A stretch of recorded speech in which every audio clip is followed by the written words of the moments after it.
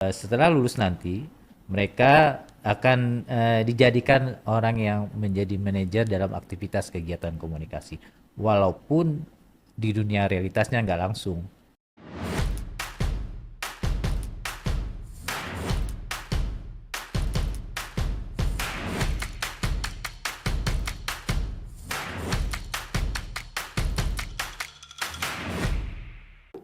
Assalamualaikum warahmatullahi wabarakatuh. Waalaikumsalam Sahabat Jakarta, warahmatullahi jumpa wabarakatuh. kembali bersama podcast Kata Sakti.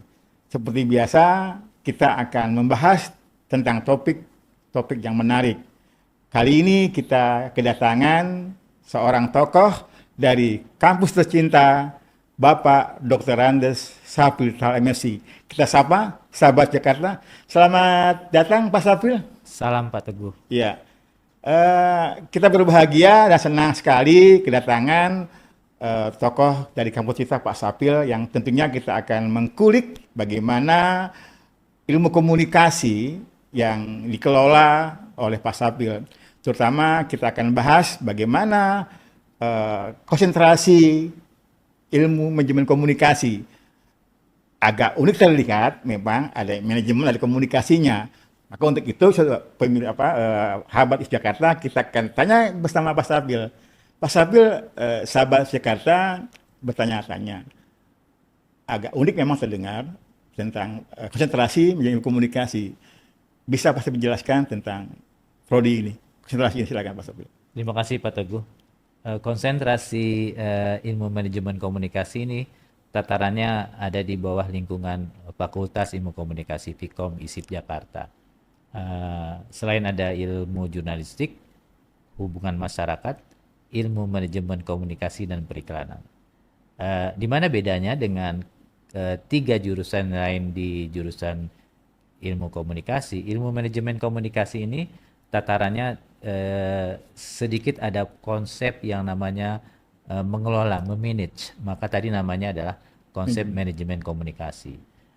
Kalau dilihat dalam konsep realitas di lapangan, apalagi ini kaitannya dengan dunia industri, tataran ilmu manajemen komunikasi ini dikulik dengan tiga kelompok mata kuliah. Dari mulai konsep mata kuliah teoritis, praktis, dan riset. Kenapa ini penting? Karena prinsip dasarnya adalah tapi mereka mulai dalam dunia yang sifatnya praktis lebih dahulu. Maka dari itu di dalam konsep pembelajarannya dibuat tiga kategori pengelompokan mata kuliah. Dari mata kuliah yang sifatnya teoritis, praktis, dan riset. Kenapa itu penting? Karena dalam konsep manajemen komunikasi yang nantinya sebagai manajer komunikasi dia perlu proses mengelola kegiatan aktivitas komunikasi itu dari awal, dari perencanaan sampai nanti evaluasi. Maka mereka perlu yang namanya konsep manajemen komunikasi. Walaupun saya bilang tadi ada tataran mata kuliah teoritis, ada mata kuliah pengantar komunikasi, mata kuliah teoritis komunikasi, yang sifat-sifatnya itu sebagai dasar fundamen cara berpikir mereka, supaya nanti tidak lepas dari koridor proses pemikiran ilmu komunikasinya.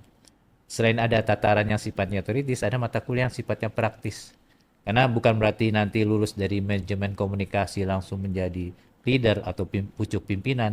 Mereka bisa masuk ke dunia yang sifatnya praktis.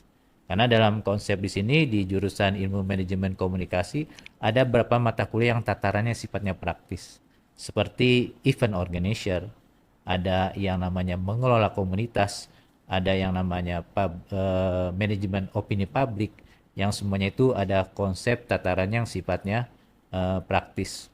Walaupun saya katakan tadi Pak Teguh, di dalam konsep bidang keilmuannya, di konsep manajemen komunikasi ada keilmuan yang kecenderungannya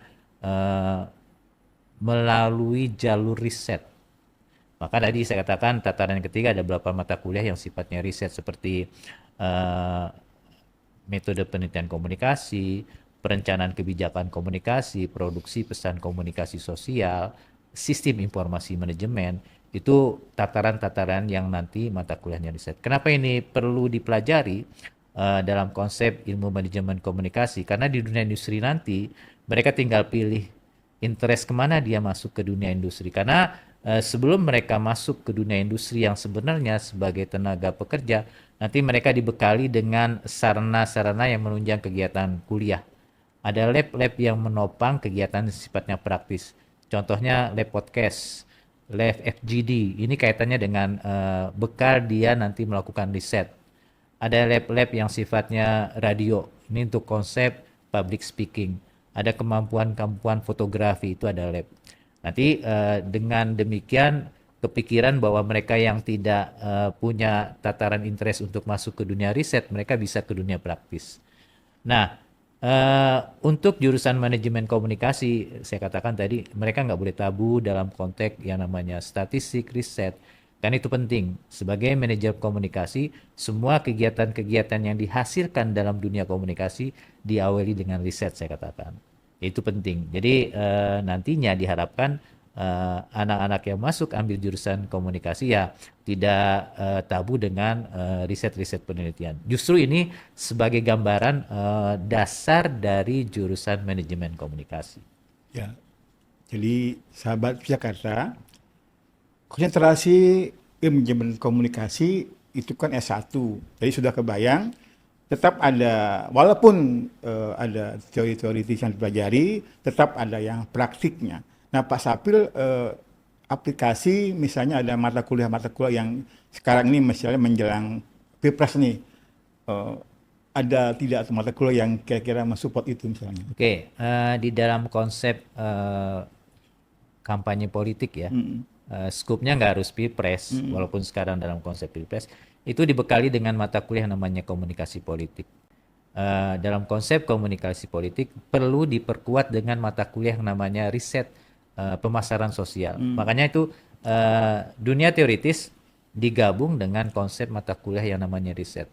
Jadi ketika dia ingin mengaplikasikan suatu kegiatan praktis, mau dia siaran, dia melakukan event organizer, semua kegiatan-kegiatan tadi sudah dikelola dengan yang namanya fondasi hasil riset.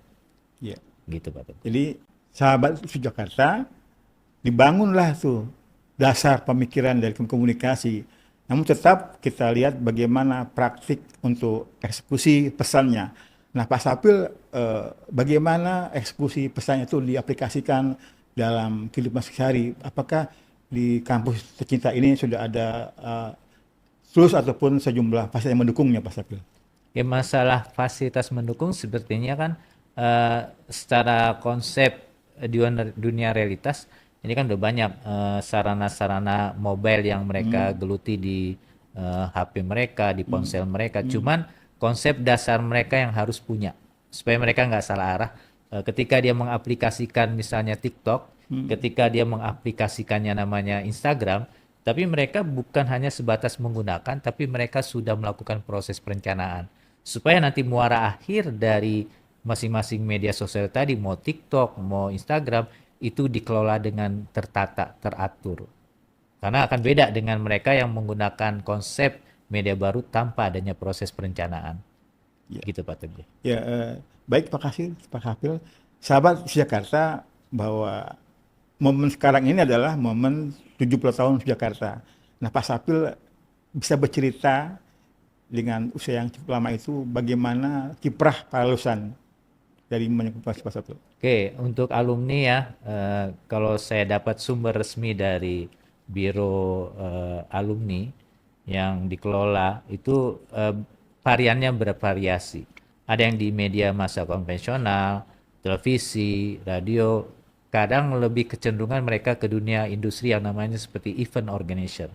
Karena anak-anak muda sekarang tuh punya dia jiwa kreativitas. Makanya tadi saya hampir lupa bahwa muara akhir sebelum mereka terjun ke dunia pekerjaan atau lapangan industri, mereka dibekali ada yang mata kuliah yang namanya magang industri 1 dan 2.